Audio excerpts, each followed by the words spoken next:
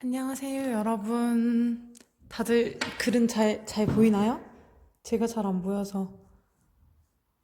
됐다. 자, 우리 오늘은 지난 시간에 배웠었던 삼국 통일에 대해서 토론 활동을 해볼 거예요. 지난 시간에 선생님이 그 수업을 마무리하는 단계에서 우리가 삼국 통일에 대해서 긍정적으로 평가를 할 수도 있고 또 반대로 부정적으로 평가를 할 수도 있다라고 그렇게 말을 했었어요. 다들 기억하고 있죠? 그래서 오늘은 거기에 대한 여러분들의 생각을 정리하는 시간을 가져보도록 하겠습니다. 자, 우선 첫 번째 문제. 첫 번째는 다음의 두 자료는 어떠한 시각에서 쓰였는가에 대해서 묻고 있어요.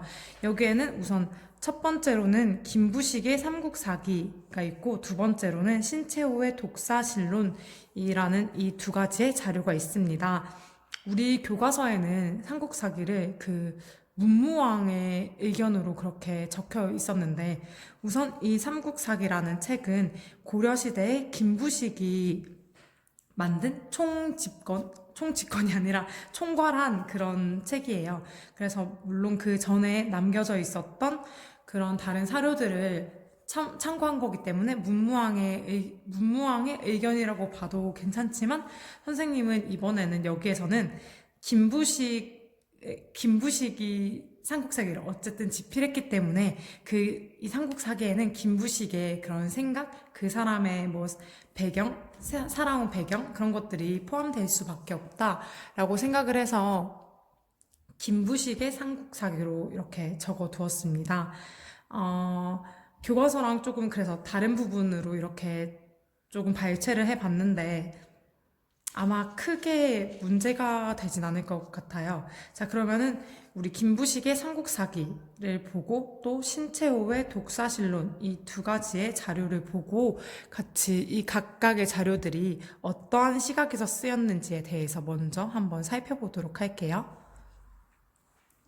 자, 여기에 보면은 미리 이렇게 제가 줄을 꺼놓은 것들이 있거든요. 꺼놓은 부분들이 있어요.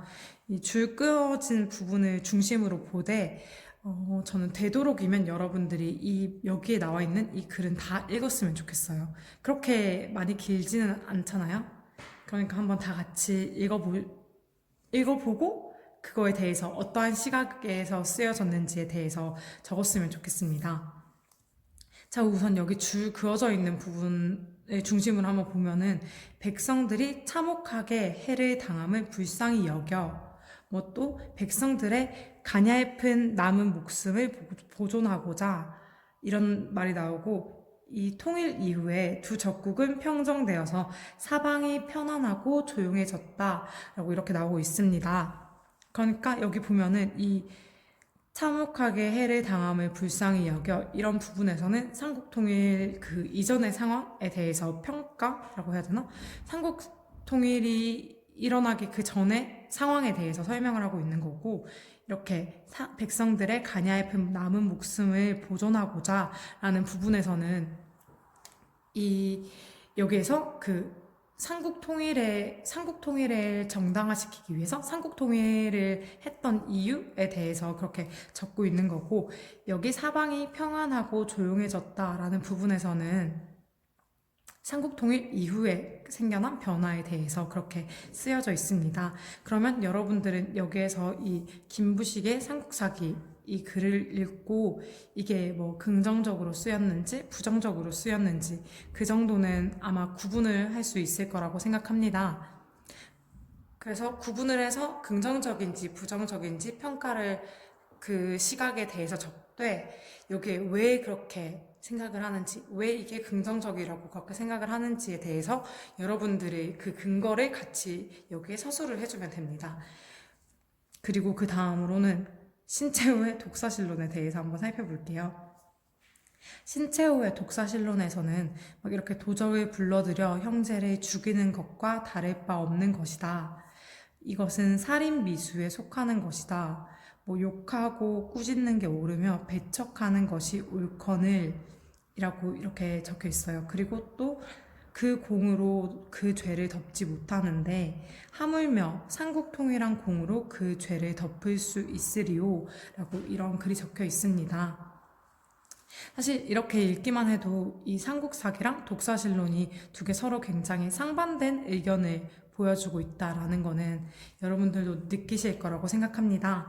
자, 그러면 여기도 신채호의 독사실론에 대해서도 여기 위에 있는 삼국사기와 마찬가지로 이게 긍정적으로 삼국통일을 바라보고 있는지 아니면 부정적으로 바라보고 있는지에 대해서 적어주시고, 그렇다면 이게 왜 삼국통일을 긍정적으로 보거나 부정적으로 본다라고 생각했는지에 대해서 적어주면 될 것 같아요. 여기에 삼국사기는 뭐로 보고 있다. 뭐로 보고 있다. 삼국통일을 여기 빼먹었네요. 삼국통일을 어떻게 보고 있다.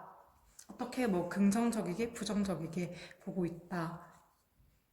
그 이유는 라고 여기 이렇게 마저 적어주시면 되고, 또 여기 밑에는 이번에는 독사실론에서는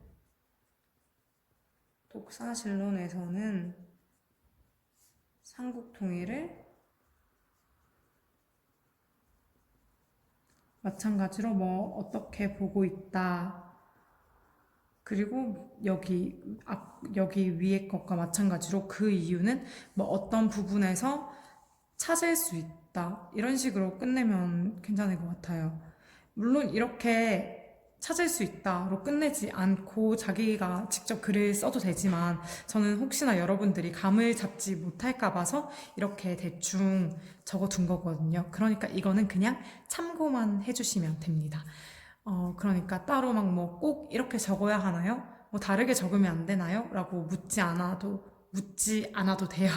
그러니까 자기가 적고 싶은 대로 적되, 그냥 이 각각의 글이 삼국통일을 어떠한 시각에서 바라보고 있는지, 그리고 그 부분을 이런 시각으로 바라보고 있다라는 걸 어느 부분에서 알 수 있는지, 여기 이렇게 줄 그어져 있는 부분 말고도 여러분들이 더 찾을 수 있을 거라고 생각합니다, 저는. 네. 그렇게 해주시면 될 것 같습니다. 그러면 이번에는 두 번째 문제 같이 한번 볼게요.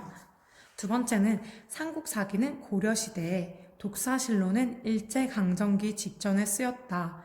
다음 자료를 보고 두 시기에 쓰인 글이 삼국통일을 서로 다른 시각으로 바라보는 이유를 여기 저자와 당시 시대 배경과 관련해서 생각해보자 라고 적혀 있습니다. 자, 여기 제가 저자 이름을 안 적었네요. 뭐 앞에 이미 적어놨으니까 크게 상관없을 것 같긴 한데, 다시 한번 적어보자면, 여기 삼국사기는 김부식이죠.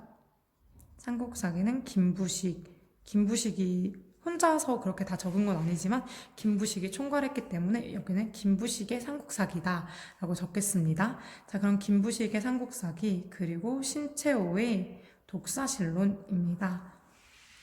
여기 보면은 이 삼국사기 이 저자인 김부식과 김부식이 살았던 그 시대 배경에 관련해서 글이 이렇게 몇 개가 적혀져 있어요.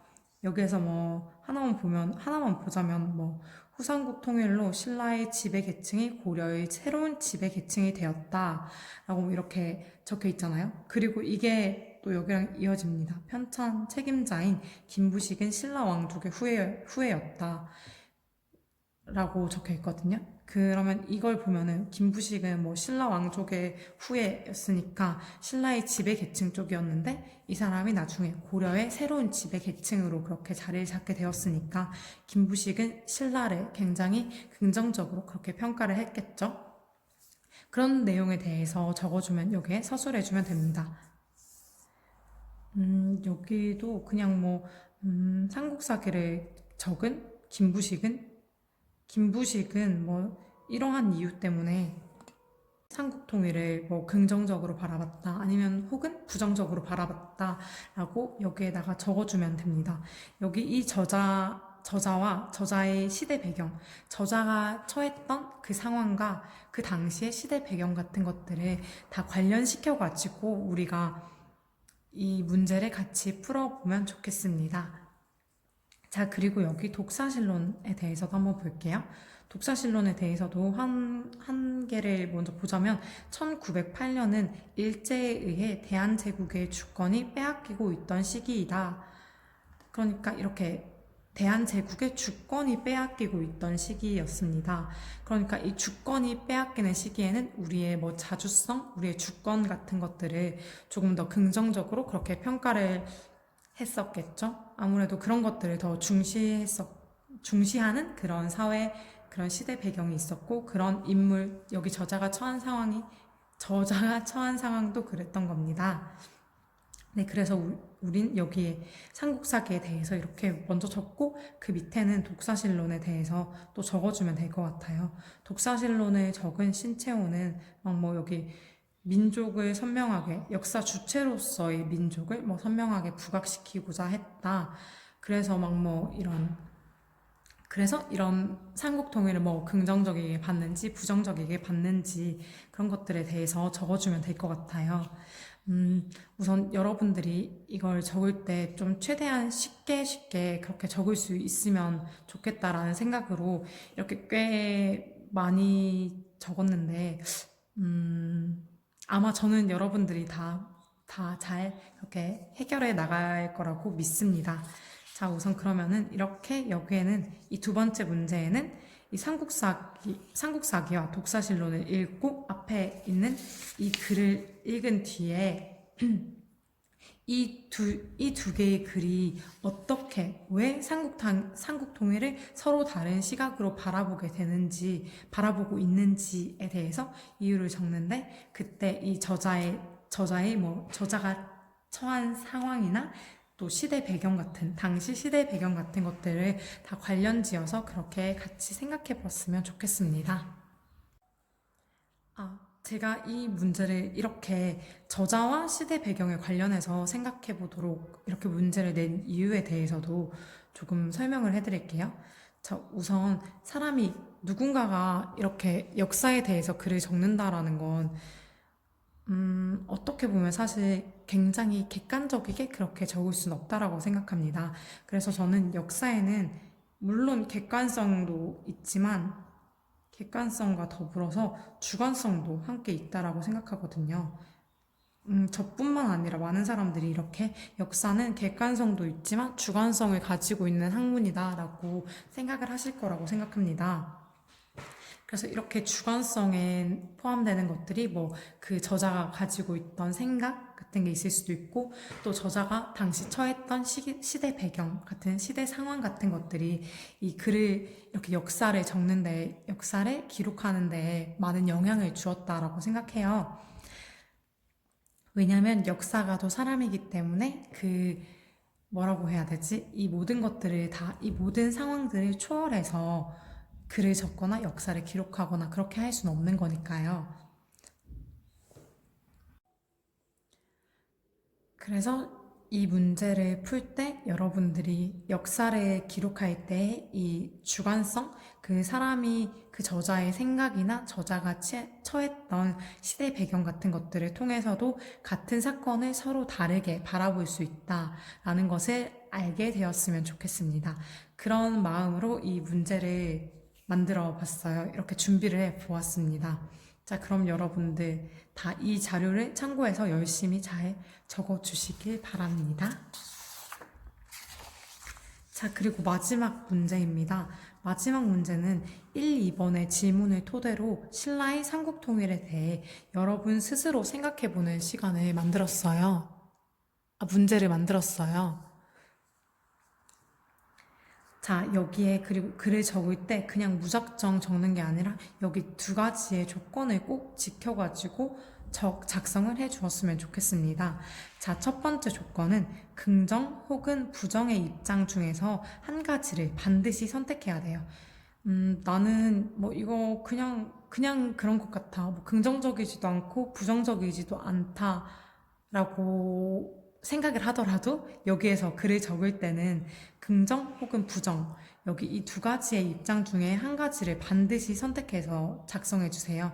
왜냐면 이걸 바탕으로 나중에 여러분들이 등교 계약을 하게 되면은 등교 계약을 하게 되었을 때 이것을 바탕으로 해서 조별로 토론을 시킬 거거든요. 그래서 토론을 하려면 반드시 서로 다른 의견이 이렇게 나와야겠죠? 그래서 긍정 혹은 부정 두 가지의 입장 중에서 하나를 반드시 선택을 해 주셔야만 토론을 진행할 수 있습니다. 네, 그러면은 첫 번째 조건은 이런 긍정 혹은 부정의 입장 중에 한 가지를 선택할 것이라는 것이었고요. 두 번째는 신라의 삼국 통일에 대한 한 가지 입장을 정한 후, 여기 이렇게 정하라고 했죠? 정한 후에 타당한 근거를 두 가지 이상 들어서 논리적으로 작성할 것이라고 적었습니다. 자, 타당한 근거는 여기에 적혀 있는 이런 것들, 이 뭐 삼국사기 뭐 시대 배경과 독사실론의 시대 배경 같은 거를 참고하셔도 좋고, 아니면 그냥 여러분들이 생각하는 그 이유에 대해서 적어주시면 됩니다. 그러니까 어떤 사람은 누군가는 이거를 뭐 긍정적으로 바라볼 때 외세의 세력을 그렇게 끌고 와가지고 통일을 이룩한 것이기 때문에 나는 이 사건을 긍정이 아니구나, 부정적으로 본다라고 말을 할 수 있습니다. 그리고 또 긍정적으로 보는 입장에서는 어쨌든 외세를 끌어들였었지만 그 외세를 다시 한반도 내에서 무찔러서 그렇게 밖으로 다시 축출을 시켰기 때문에 나는 어쨌든 이게 자주적인 면모가 있다고 생각한다 라는 입장을 가질 수 있겠죠. 제가 지금 이렇게 이 자주성 관련해가지고 얘기를 했는데, 사실 이 자주성이라는 게, 굉장히 큰 가치로 느껴질 수 있어요. 그리고 제가 방금 이렇게 자주성에 대해서 얘기를 했기 때문에 또 자주성이 굉장히 중요한 부분이다라고 생각을 할 수도 있습니다. 물론 자주성도 굉장히 소중한 그런 가치라고 생각을 하지만, 그렇다고 해서 이 자주성의 유무가 이 삼국통일이라는 하나의 사건을 바라볼 때 무조건적으로 긍정적이고 또 부정적이게 바라보는 요인이 될 수는 없다라고 생각합니다. 네, 그러니까 그걸 참고해가지고 여러분들이 자주성이 있어야만 이게 긍정적인 거다, 이게 옳은 일이다 라고 판단하진 않았으면 좋겠어요. 자주성이라는 가치는 그냥 하나의 그 근거가 되는 거죠. 하나의 근거가 될 뿐이지, 이게 이 자주성의 유무가 반드시 그 어떤 사건을 긍정적이게 바라보는지 아니면 부정적으로 바라보는지에 대한 무조건적인 기준이 될 수는 없다라는 것을 여러분들께 말을 해주고 싶습니다. 그러니까 여러분, 너무 자주성 관련해가지고 막 그렇게 너무 깊게 생각하진 않으셨으면 좋겠습니다. 이 자주성도 타당한 근거 중에 한 가지가 될 뿐이라는 것 기억해 주세요. 자, 그러면 이렇게 설명을 여러분들에게 내준 한국사 활동지에 대한 설명을 끝을 냈습니다. 네. 자, 그러면 이걸 보고 여러분들이 다 잘 찾아서 잘 적을 수 있을 거라고 저는 믿어 의심치 않습니다. 네. 그럼 여러분 다들 이 글을 읽고 이 각각의 자료들이 어떠한 시각에 쓰였는지, 저자의 상황과 시대 배경 같은 것들을 관련 지어서 이 시각에 대해서 왜 서로 다른 시각으로 글을 적었는지에 대해 살펴봤으면 좋겠고요. 또 마지막으로는 이것들을 바탕으로 해서 여러분들이 자신은 신라의 삼국 통일을 어떻게 판단하는지에 대해서 스스로 입장을 정하고 그 입장에 맞는 근거들을 준비해서 열심히 작성을 해주시면 좋겠습니다. 우선 이거를 다 하고 제가 과제를 받긴 할 거예요. 받긴 하는데 만약에 나중에 등교 계약 이후에 본인의 생각이 바뀌거나 그런다면 충분히 그때 상황을 보고 다시 바꿀 수도 있습니다. 그리고 만약에 긍정이나 부정에 대한 이렇게 두 개가 비슷비슷하게 나뉘어야 되는데 어느 한쪽에 사람들이 몰리게 되면 제가 여기에서 몇 명을 이렇게 이쪽으로 옮기게 될 수도 있어요. 물론 여러분들의 입장이 이런 거기 때문에 제가 무작정 옮길 수는 없겠지만, 그래도 제가 다른 여러분들을 흔들 만한 그런 근거들을 얘기하면서 이렇게 적정한 비율을 맞출 거예요. 그러니까 이번 이 활동을 할 때는 너무 부담을 가지지 않고 그냥 나는 이 삼국통일을 정말 긍정적으로 생각한다. 또는 나는 삼국통일을 정말로 부정적으로 생각한다. 라는 그것만 정해가지고 작성을 잘 해주시면 되겠습니다. 나중에 활동할 때는 제가 알아서 한번 잘 열심히 조정을 해볼 테니까 너무 부담 가지지 마시고 열심히 참여해 주세요. 자, 그러면은 오늘 수업 영상은 여기까지 하도록 하겠습니다.